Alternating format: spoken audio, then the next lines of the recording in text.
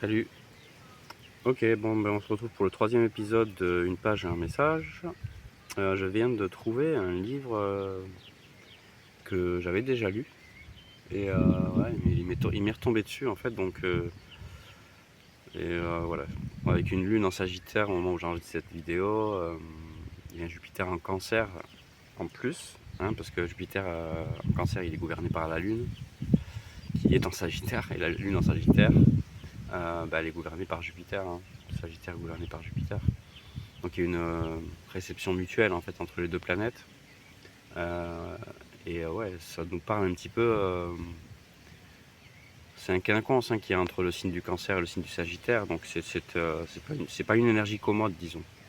Le signe du Cancer, il nous parle de notre origine, de nos racines, de notre clan en fait, de notre passé, bien souvent. Même si peut-être est-ce une illusion, parce que ce qui peut sembler être lointain dans le passé, etc., parfois est tout simplement notre futur. Du coup, voilà, ça s'appelle La prophétie des Andes.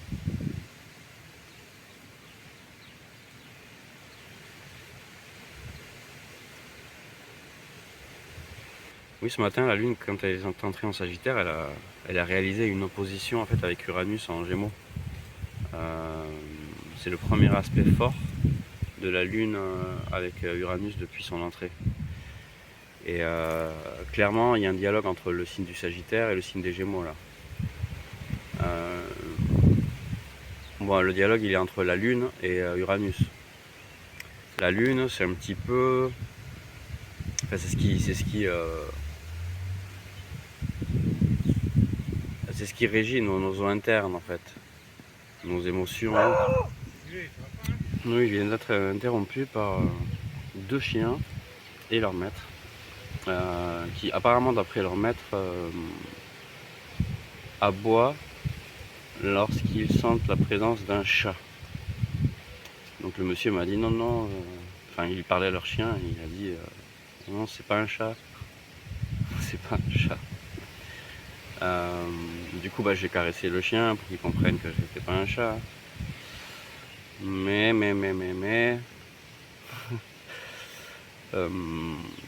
comme je disais au monsieur, il y a peut-être un esprit félin en moi qu'ils ont senti, et je me cacherai pas de ça, effectivement.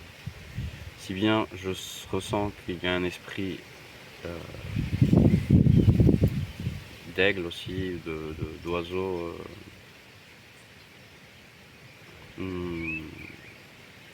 Enfin, je sais pas, j'ai le nez un petit peu, j'ai un nez un petit peu légèrement crochu, un petit peu comme un rapace en fait, un aigle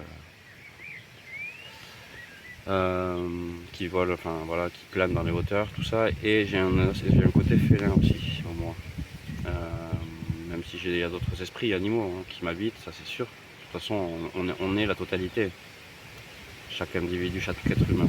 La question c'est qu'il y a des pourcentages, on a hérité de certains pourcentages, on développe certains pourcentages, certains esprits animaux plus que d'autres. Il y a quand même pas mal d'air devant là. Je sais pas si ça va être possible de continuer. On va essayer.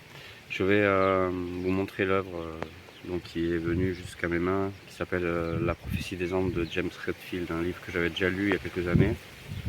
Et ouais, avec cette lune en Sagittaire, je pense que c'est idéal, quoi. Enfin, c'est idéal. On va dire que Jupiter en Cancer, ce serait une expérience peut-être aussi originelle, lointaine, du passé. C'est vrai que ce livre-là m'a marqué en 2000. Enfin, je l'ai lu en 2017, juste avant de rentrer en France en fait. J'étais en Argentine, dans un petit village qui s'appelle San Marcos Sierras. Un petit village assez mystique, je dirais. Voilà, perdu au milieu de nulle part, Il y a des petites montagnes pleines de quartz rose, une rivière, enfin plusieurs rivières, beaucoup d'artistes, beaucoup de voyageurs, beaucoup de thérapie alternative aussi. J'ai vécu 2 ans et demi dans cet endroit. Et à la fin, j'étais dans une situation assez complexe parce que j'avais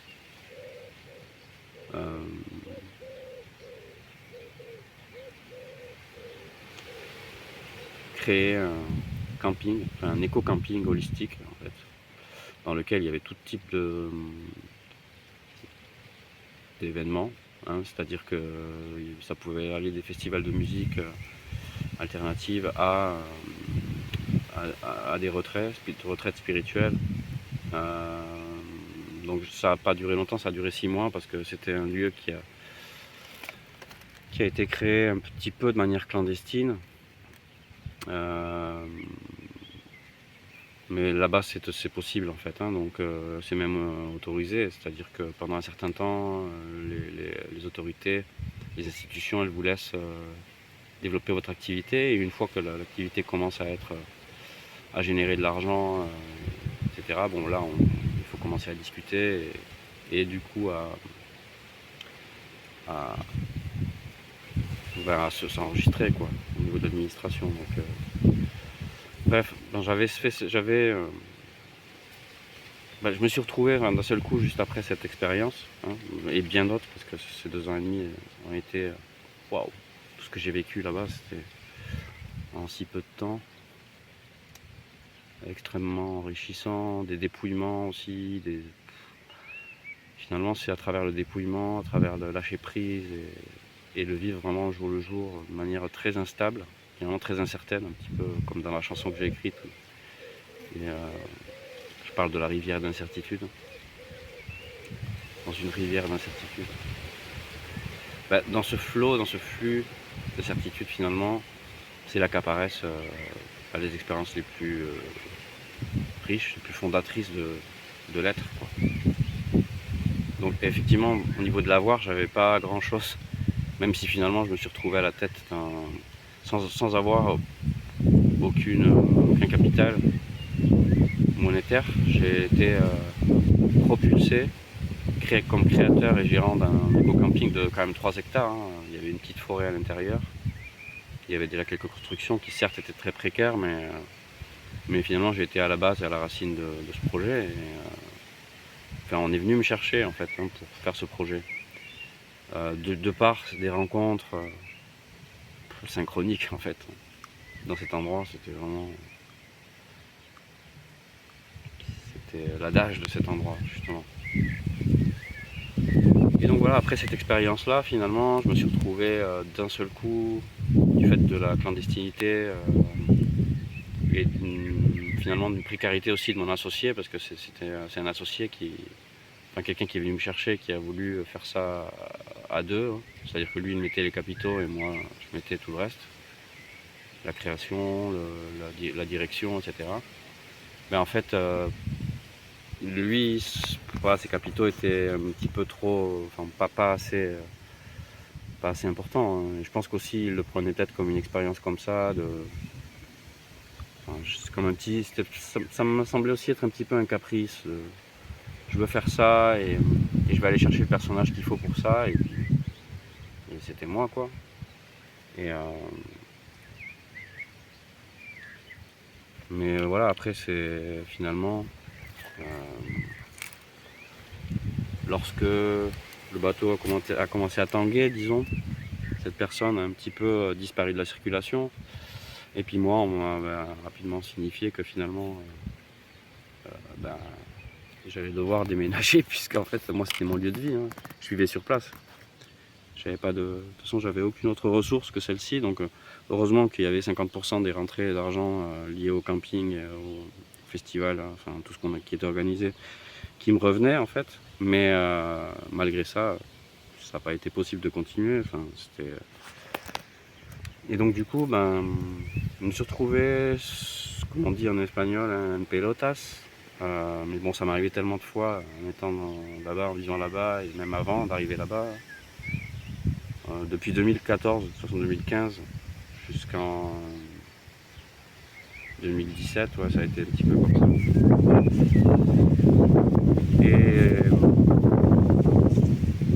Et voilà, je me suis retrouvé mise à nu, comme je l'écris dans ma chanson Perché. Mais j'ai choisi. Quand on choisit, c'est quand même mieux, non? Donc, et puis voilà, du coup, je me suis retrouvé finalement à aller d'un endroit à un autre. J'ai dû déménager, je sais plus, presque 10 fois en 3 mois. Euh, ouais, enfin, j'ai vécu dans une tente, dans la nature, ensuite dans un espace circulaire, personne n'avait créé, où j'ai travaillé pour elle. En réalité, ce qui se passe, c'est que dans cet endroit, j'ai beaucoup. euh, Enfin, il y a beaucoup de troc en fait dans cet endroit. C'est-à-dire qu'on échangeait service contre service, quoi. C'est-à-dire, ben moi, je te crée un événement, je t'emmène des clients pour si t'as une petite cabane à louer, etc. Ou t'aider dans les travaux, ou je vais te chercher des clients. Enfin, suivant nos attitudes, hein. Par exemple, je suis photographe aussi, je prenais des photos des cabanes et je l'aidais pour faire son site sur Facebook, etc. Ensuite, j'allais chercher les voyageurs, les clients. Moi, je suis quelqu'un qui était un petit peu comme un poisson dans l'eau dans cet endroit, donc en fait, spontanément, dès que je parlais à quelqu'un, c'était de suite, ça matchait, quoi, en fait. Donc, enfin, même à tel point même que parfois, j'étais là, assis quelque part, à un endroit du village, en fait, et puis des touristes ou des gens de l'extérieur qui venaient me voir pour vouloir se prendre des photos avec moi, quoi. Alors que je suis français, quoi. Je suis même pas local, quoi, en fait, dans cet endroit. Mais c'est vrai que voilà, des fois, l'esprit d'un lieu, je pense que ça va au-delà de cette question culturelle, de la simple question culturelle, même si c'est vrai que la question culturelle a été vachement développée dans cet endroit depuis les années 70-80. Hein. Une grosse communauté d'artistes et de gens alternatifs enfin, ont migré dans cet endroit et ont finalement manifesté, ont créé cet esprit aussi. Donc il y a une question aussi de créer parfois un endroit, peut-être parfois il est vierge de cette énergie, mais à partir du moment où on l'alimente, cette énergie, on sème une graine dans ce sens. Hein, d'ailleurs, ça veut dire que ça, en fait, on peut le faire n'importe où. Donc après, bien sûr qu'il y a des lieux qui énergétiquement se prêtent plus que d'autres pour ce genre de choses.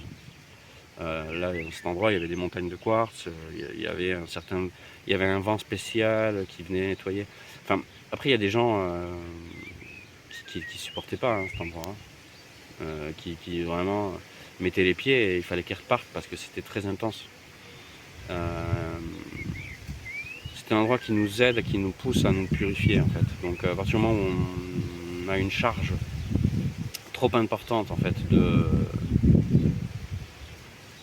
on le supporte pas en fait ce que ça nous demande sur le coup. Donc il faut être prêt quoi, il y a une forme de. Ouais, il faut être prêt un peu pour cet endroit. Et après voilà, au fur et à mesure on devient partie du paysage de cet endroit. Et on fait de cette purification finalement une habitude quoi. Ça fait partie de notre vie, tout simplement. Voilà, comme je dis, il y a des gens qui refusent cet aspect-là. Et ouais, il y a d'autres personnes qui n'arrivent plus à se partir de cet endroit. Donc voilà, je reviens pour revenir à ce livre, La prophétie des Andes. Je me suis retrouvé à un moment donné dans un autre projet qui était géré par une personne qui s'appelle Inti, qui est je crois que c'est en Aymara, ou en Quechua, je sais plus. Ça veut dire soleil. Il n'était pas sur place, mais voilà, j'ai pu vivre sur place à cet endroit. J'ai des souvenirs, voilà, j'ai partagé avec certaines personnes aussi dans cet endroit. C'était très très très très rustique, enfin, très dans la nature, quoi. Vraiment un projet, voilà, de construction, d'habitat léger, avec énormément de constructions alternatives. une grande yourte centrale, et puis beaucoup d'autres constructions. Et puis, enfin, après, enfin, voilà, planter la tente, vivre dans la tente, et puis ensuite faire des feux, partager des expériences, et enfin, se ressentir le calme. Et ouais, enfin, et ce livre-là, il m'est venu, je l'ai lu à ce moment-là. Même si j'avais été déjà énormément influencé, j'ai envie de dire, j'aime pas trop ce mot-là, mais dans ce contexte-là, ça se prête pas trop. J'ai baigné, on va dire, à tout ce qui est l'œuvre de Carlos Castaneda, donc là, ce qu'on retrouve dans la prophétie des Andes, c'est quand même assez similaire, disons. On est à la page 152. Alors, je vais lire à partir du moment où, hop, ici, là. Alors, les deux prêtres firent un signe aimable quand j'entrai dans la maison. Un feu ronflait dans l'âtre et des lampes à huile étaient allumées. L'air sentait bon la soupe dans la pièce de devant. À la tomate ou aux légumes peut-être. Un bol en faïence, plusieurs cuillères et une assiette avec 4 morceaux de pain étaient disposés sur la table. Un des prêtres quitta la pièce sans me regarder. L'autre, gardant les yeux baissés, avant de me faire signe de prendre une grande cocotte en fonte placée à côté du foyer. Une louche sortait de dessous son couvercle. Dès que j'eus compris, le prêtre s'enquit. « Avez-vous besoin d'autre chose ?»« Non, je ne pense pas, merci. » Il acquiesça et sortit, me laissant seul. Je soulevai le couvercle. C'était de la soupe à la tomate, au parfum délicieux. Je remplis le bol et m'assis, puis plaçai près de chez moi des morceaux du manuscrit que Sanchez m'avait donné.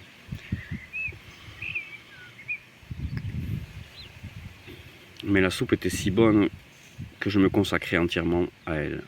Quand j'eus fini, je plaçai l'assiette et le bol dans une grande poêle et contemplai le feu, hypnotisé. Jusqu'à ce que les flammes commencent à baisser, puis j'éteignis les lampes et me couchai. Je m'éveillai le matin, me sentant parfaitement disposé, je pense qu'il y a peut-être une erreur. Une petite brume traversait la cour. Je garnis la cheminée, mis des petits bois sur les bûches et soufflai dessus jusqu'à ce qu'ils prennent. J'allai à la cuisine chercher quelque chose à manger au moment où j'entendis le camion de Sanchez s'approcher. Je sortis quand il apparut derrière la chapelle, un sac à dos d'une main et plusieurs sacs dans l'autre. « J'ai des nouvelles pour vous. » Et il me fit signe de le suivre dans la maison. Plusieurs prêtres firent leur apparition avec des petites tartes de maïs chaudes et des fruits secs. Sanchez les salua puis s'assit à la table près de moi quand ils s'éloignèrent. J'ai participé à une réunion de prêtres du Conseil du Sud. Nous devions y parler du manuscrit et surtout prendre position par rapport à l'attitude agressive du gouvernement. C'était la première fois qu'un groupe de prêtres se réunissait publiquement pour soutenir le manuscrit et nous avions à peine commencé à débattre qu'un représentant du gouvernement a frappé à la porte et a demandé à être entendu. Il s'est interrompu pour se servir. Ce représentant nous a garanti que le seul but du gouvernement était de protéger le manuscrit d'une exploitation étrangère. Il nous a dit que tout citoyen péruvien devait obtenir une autorisation officielle pour en détenir un exemplaire. Il a ajouté qu'il partageait nos soucis, mais que nous devions obéir à la loi et rendre nos exemplaires. Selon lui, des exemplaires approuvés par le gouvernement nous seraient aussitôt donnés en échange. Avez-vous obéi ? Bien sûr que non. Nous avons mangé quelques minutes, j'essayais de mâcher lentement, d'apprécier le goût. Ok, bon, on va arrêter.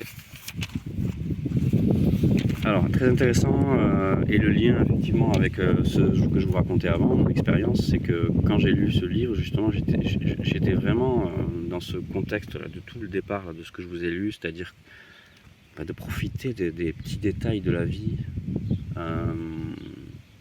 quotidienne, mais ces petites choses qui nous font éveiller nos 5 sens, en fait, les odeurs des plantes, le feu. Là, justement, jusqu'à ce que les flammes commencent à baisser, puis j'éteignais. Voilà, c'est pas ça, c'est la petite brume qui traversait la cour, voilà, c'est ça. Garni la cheminée, mis du petit bois sur les bûches. Ouais, parce que c'était clairement, là, en fait, c'était beaucoup de la cuisine au feu, quoi, en fait, et il n'y avait pas d'électricité, donc, dans cet endroit, donc, clairement que voilà, on était vraiment disposé, connecté à toute cette vie où nos cinq sens finalement sont amenés à se déployer, quoi. Aujourd'hui, dans le monde, enfin, dans ce monde technologique en excès, en fait, on est déconnecté de tout ça. On prête plus attention, on est dispersé. Notre attention, elle est dispersée, elle est accaparée par des stimulations de tout type, quoi. Bon, après, il y a cette question du manuscrit, du gouvernement qui cherche finalement à mettre à avoir la main. Parce que bon, il y a une question de révélation, là, de la prophétie, etc. C'est vraiment en lien à cette question de l'énergie divine, etc. Je vais pas tout expliquer, mais il y a un manuscrit qui révèle effectivement cette connexion avec cette énergie divine, etc. Qu'on finalement on intègre individuellement.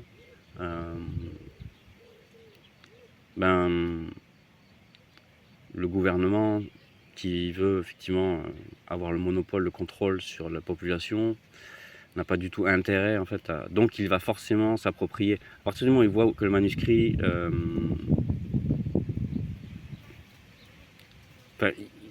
je pense qu'il y a une difficulté pour le gouvernement de faire plier ces personnes-là qui sont ces prêtres, etc. Parce qu'il y a un certain pouvoir qui se déploie là. Donc, en fait, il est question d'essayer de les corrompre de manière subtile, de faire croire qu'on est de son côté, et pour ensuite les récupérer le pouvoir, quoi. Clairement, c'est ce que fait. De toute façon, le gouvernement aussi fonctionne beaucoup comme ça, même aujourd'hui.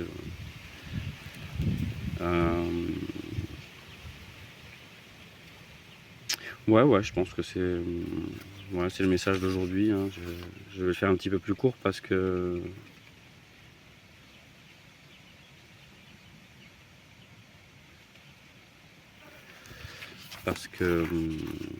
j'ai parlé beaucoup de cette expérience-là, mais qui a un lien effectivement avec ça. Donc voilà, la question c'est que c'est un nouveau message et voilà, pas forcément. J'aime bien sortir des structures en fait établies. Donc même si j'avais démarré avec une certaine structure, je me permets de la modifier en fait au fil des émissions.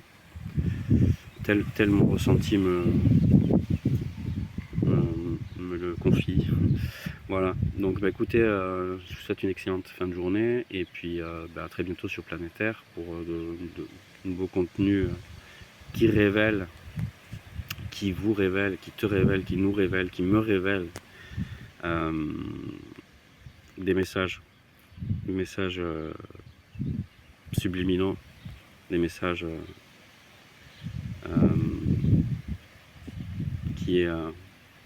qui vont vers l'évolution de l'être. Allez, à bientôt, ciao ciao.